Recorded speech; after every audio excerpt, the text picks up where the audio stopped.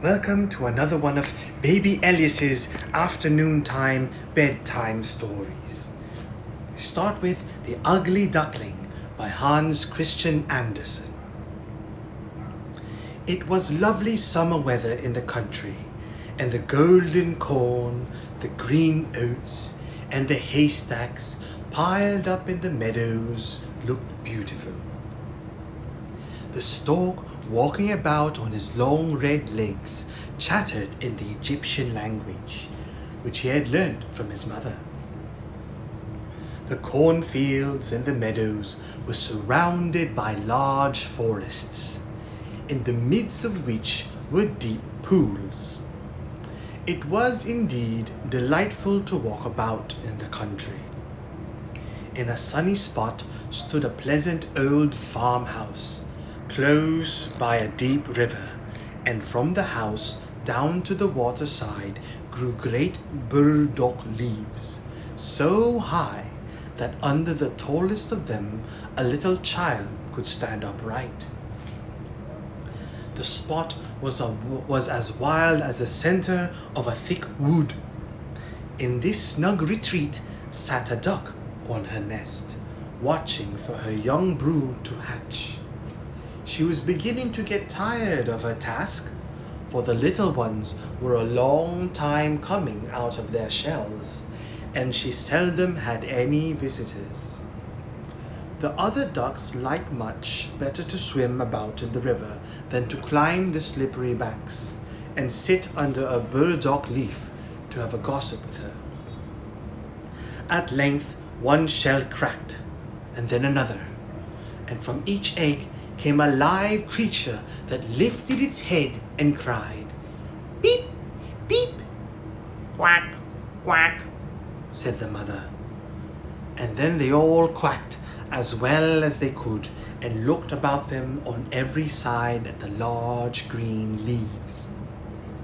Their mother allowed them to look as much as they liked, because green is good for the eyes. How large is the world is! How large the world is, said the young ducks, when they found how much more room they now had than while they were inside the eggshell. "Do you imagine this is the whole world?" asked the mother. "Wait till you have seen the garden. It stretches far beyond that to the person's field. But I have never ventured to such a distance." "Are you all out?" she continued, rising. "No, I declare the largest egg lies there still. I wonder how long this is to last. I am quite tired of it." And she seated herself again on the nest. "Well, how are you getting on?" asked an old duck who paid her a visit. "One egg is not hatched yet," said the duck. "It will not break. But just look at all the others. Are they not the prettiest little ducklings you ever saw? They are the image of their father, who is so unkind he never comes to see." "Let me see the egg that will not break," said the duck. "I have no doubt it is a turkey's egg. I was persuaded to hatch some once, and after all my care and trouble with the young ones, they were afraid of the water. I quacked and clucked, but all to no purpose. I could not get them to venture in. Let me look at the egg. Yes, that is a turkey's egg. Take my advice. Leave it where it is and teach the other children to swim." "I think I will sit on it a little while longer," said the duck. "As I have sat so long already, a few days will be nothing." "Please yourself," said the old duck, and she went away. At last the large egg broke, and a young one crept forth crying, "Peep, peep."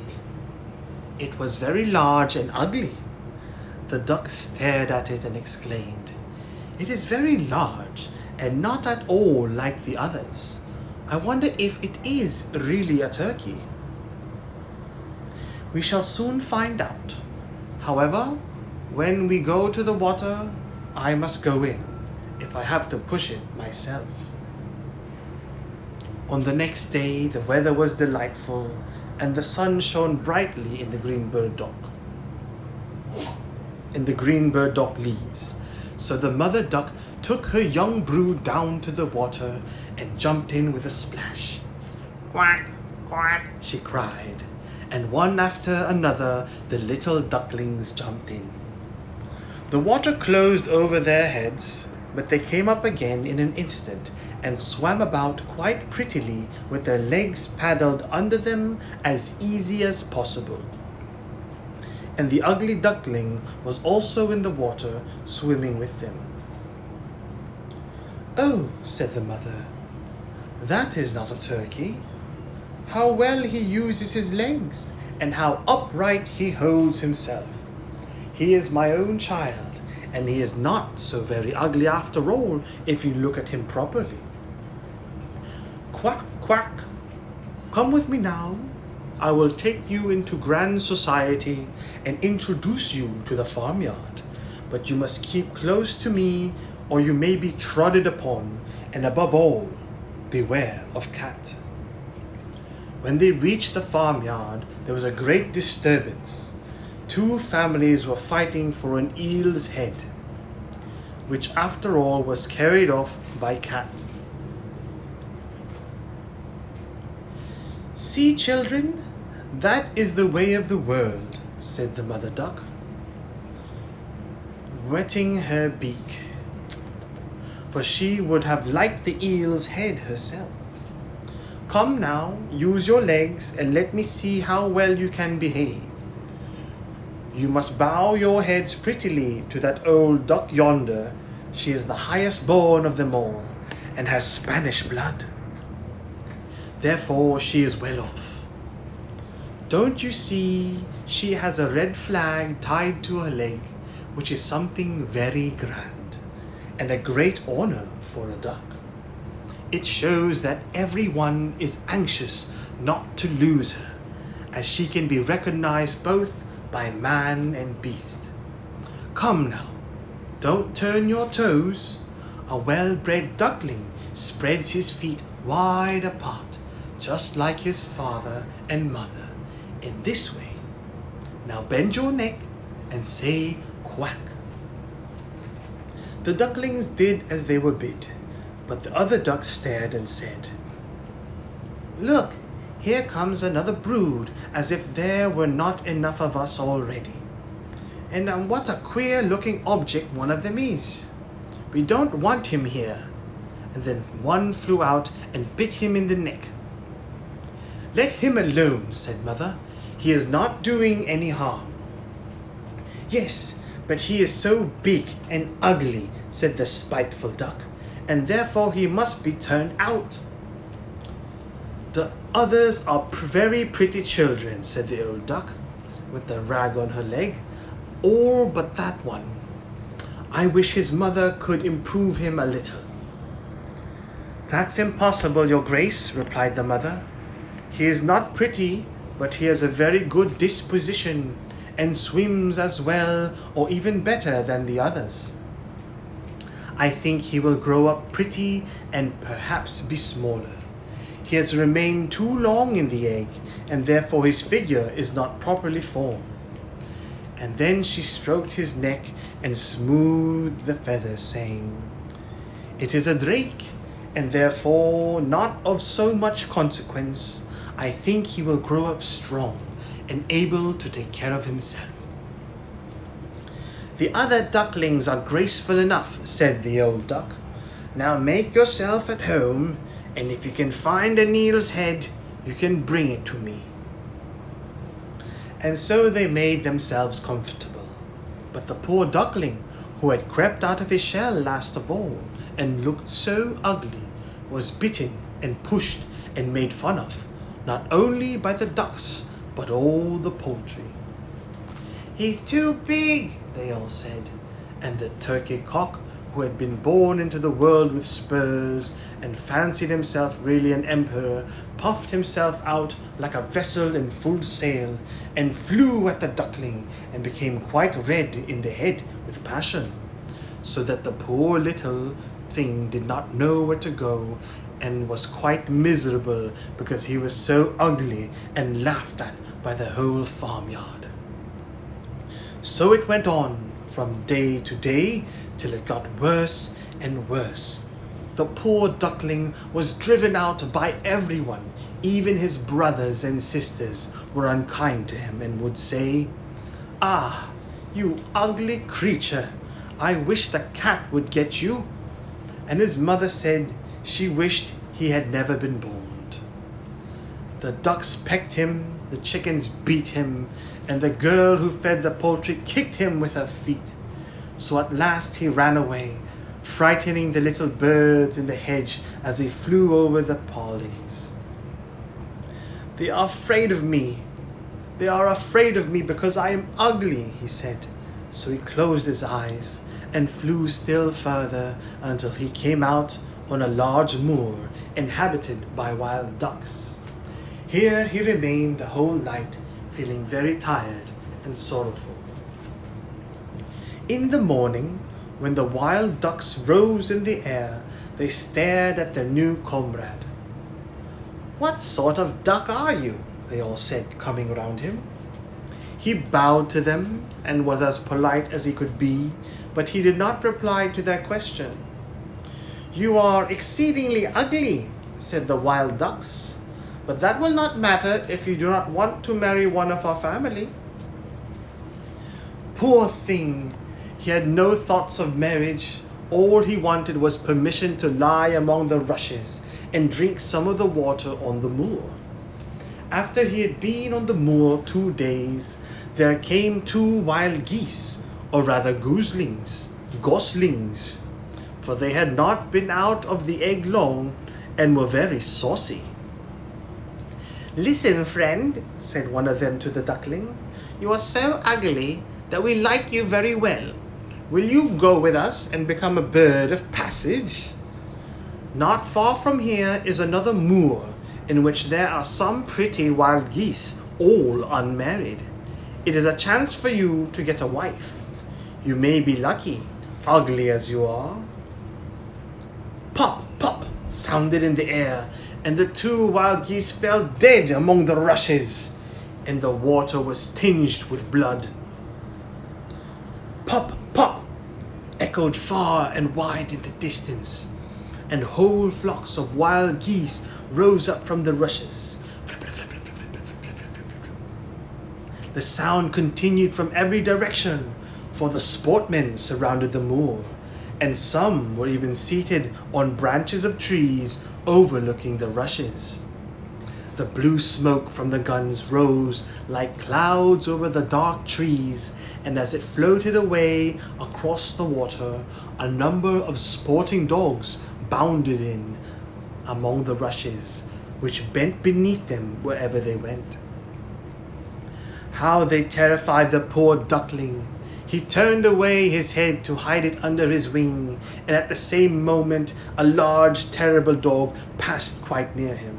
His jaws were open, his tongue hung from his mouth, and his eyes glared fearfully. He thrust his nose close to the duckling, showing his sharp teeth, and then splash, splash, he went into the water without touching him. "Oh," sighed the duckling, "how thankful I am for being so ugly. Even a dog will not bite me." And so he lay quite still, while the shot rattled through the rushes, and gun after gun was fired over him. It was late in the day before all became quiet, but even then the poor young thing did not dare to move. He waited quietly for several hours, and then, after looking carefully around him, hastened away from the moor as fast as he could. He ran over field and meadow till a storm arose, and he could hardly struggle against it.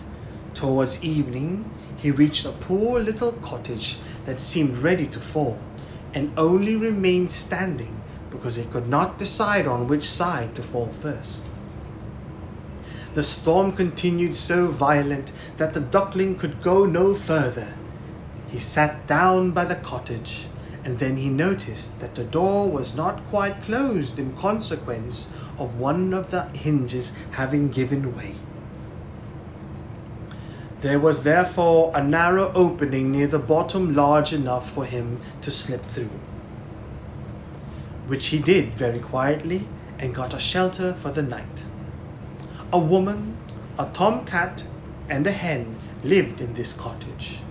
The tomcat, whom the mistress called "my little son," was a great favorite. He could raise his back and purr, and could even throw out sparks from its fur if it were stroked the wrong way. The hen had very short legs, so she was called Cheeky Short Legs. She laid good eggs, and her mistress loved her as if she had been her own child. In the morning, the strange visitor was discovered, and the tomcat began to purr, and the hen to cluck. "What is that noise about?" said the old woman, looking around the room, but her sight was not very good. Therefore, when she saw the duckling, she thought it must be a fat duck that had strayed from home. "Oh, what a prize!" she exclaimed. "I hope it is not a drake, for then I shall have some duck's eggs. I must wait and see." So the duckling was allowed to remain on trial for 3 weeks, but there were no eggs. Now the tomcat was the master of the house, and the hen was mistress, and they always said, "We and the world," for they believed themselves to be half the world and the better half too. The duckling thought that others might hold a different opinion on the subject, but the hen would not listen to such doubts. "Can you lay eggs?" she asked. "No." "Then have the goodness to hold your tongue." "Can you raise your back or purr or throw out sparks?" said the tomcat.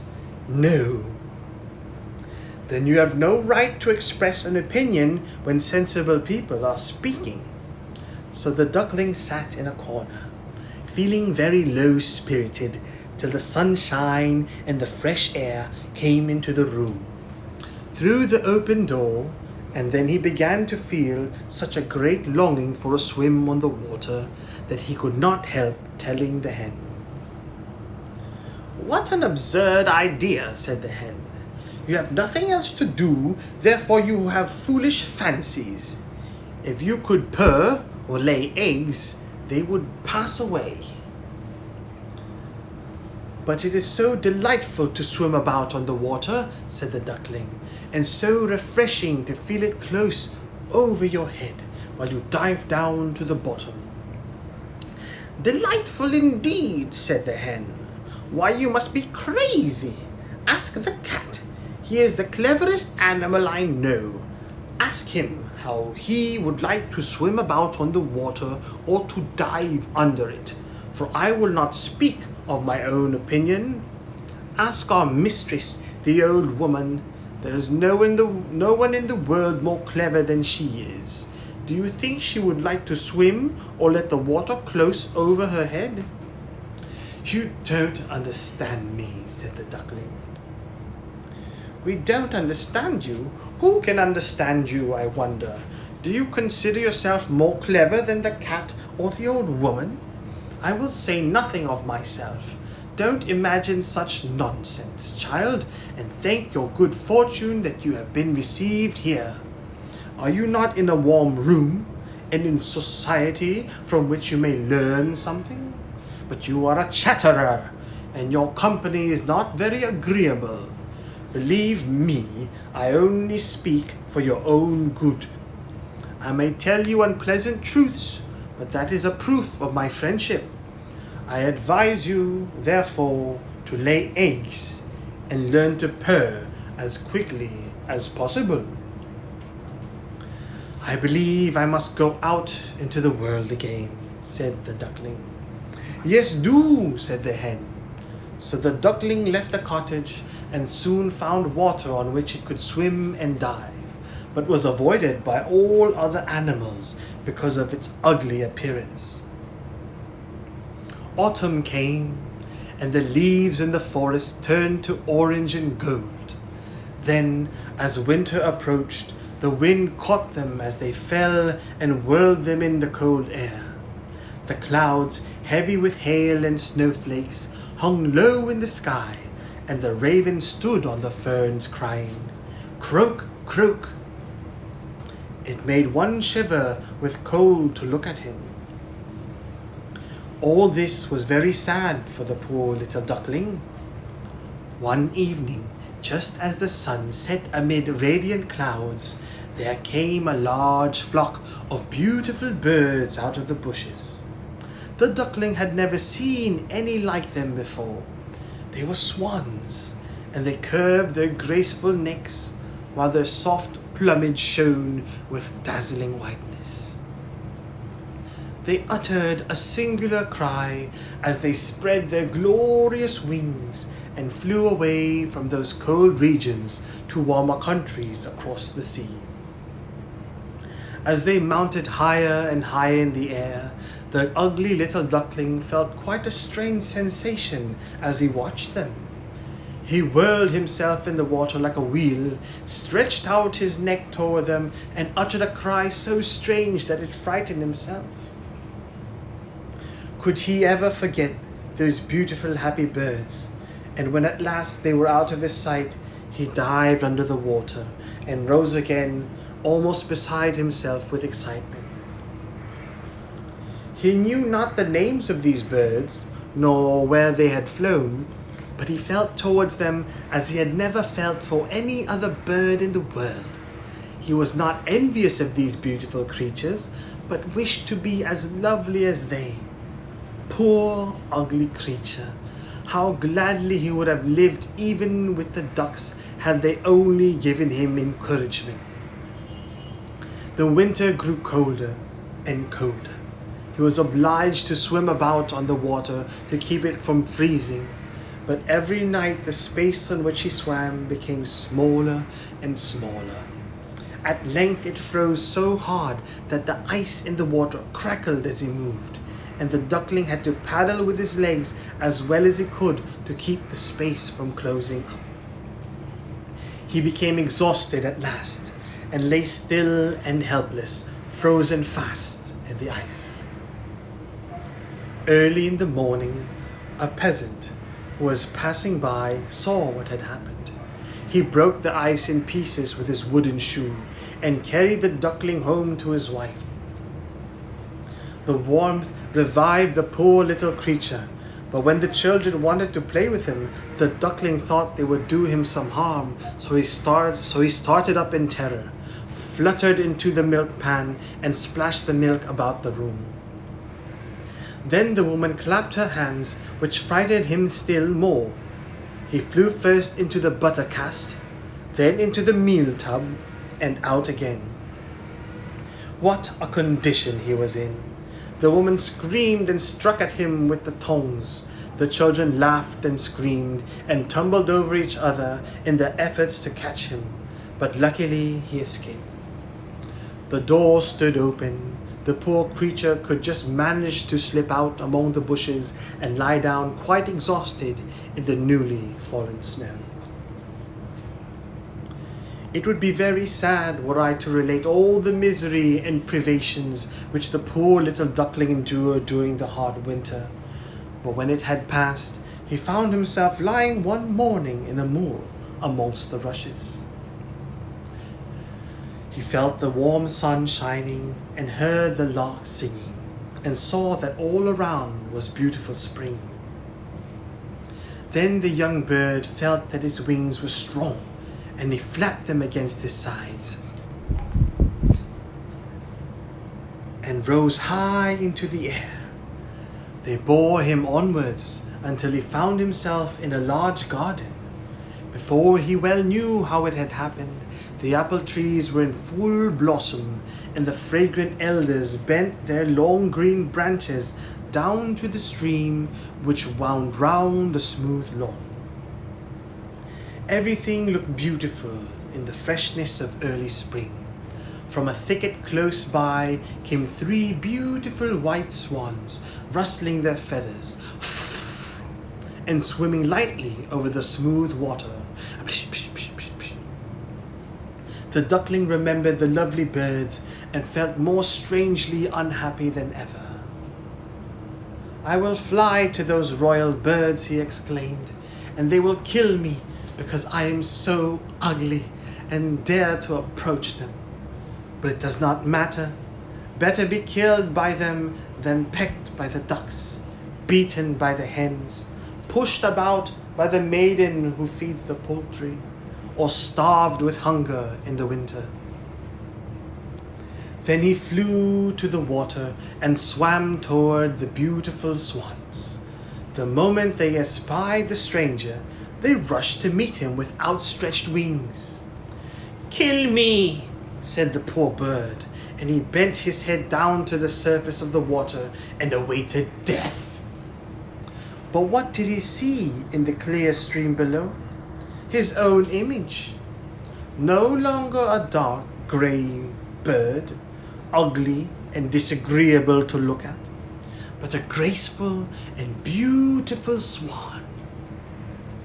To be born in a duck's nest in a farmyard is of no consequence to a bird if it is hatched from a swan's egg. He now felt glad at having suffered sorrow and trouble, because it enabled him to enjoy so much better all the pleasures and happiness around him. For the great swans swam round the newcomer and stroked his neck with their beaks as welcome. Into the garden presently came some little children and threw bread and cake into the water. "See," cried the youngest, "there is a new one." And the rest were delighted and ran to their father and mother, dancing and clapping their hands and shouting joyously, "There is another swan come! A new one has arrived!" Then they threw more bread and cake into the water and said, "The new one is the most beautiful of all. He is so young and pretty." And the old swans bowed their heads before him. Then he felt quite ashamed and hid his head under his wing, for he did not know what to do. He was so happy and yet not at all proud. He had been persecuted and despised for his ugliness, and now he heard them say he was the most beautiful of all the birds. Even the elder tree bent down its bow into the water before him, and the sun shone warm and bright. Then he rustled his feathers, curved his slender neck, and cried joyfully from the depths of his heart, "I never dreamed of such happiness as this while I was an ugly duckling." The end.